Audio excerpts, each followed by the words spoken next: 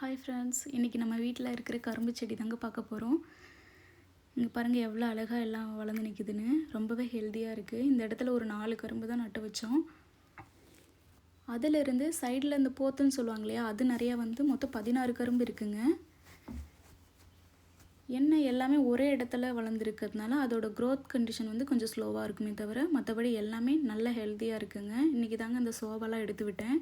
இதை பார்க்கும்போது எனக்கு ஒரு ஐடியா கிடச்சிதுங்க. நம்ம மாடி தோட்டத்தில் இருக்கிற தொட்டி செடிங்களுக்கு எடுத்துகிட்டு போய் போடலாம் அப்படின்ட்டு சன்லைட்லேருந்து கொஞ்சமாவது எஸ்கேப் ஆகிறதுக்காக தான் இந்த மாதிரி பண்ணியிருக்கேன். இது எந்த அளவுக்கு ஒர்க் அவுட் ஆகும்னு தெரிலங்க. இருந்தாலும் இது கொஞ்சம் சேஃப் ஜோன் மாதிரி தெரிஞ்சுது. அதனால் எடுத்துகிட்டு வந்து போட்டிருக்கேங்க. கவர் பண்ணி விட்டுருக்கேன் எல்லாமே.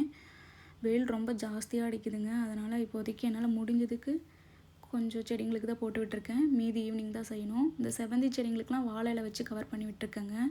நம்ம எவ்வளோ தண்ணி ஊற்றினாலும் அடிக்கிற வெயிலுக்கு வந்து பார்த்தா ட்ரையாக தான் இருக்குது.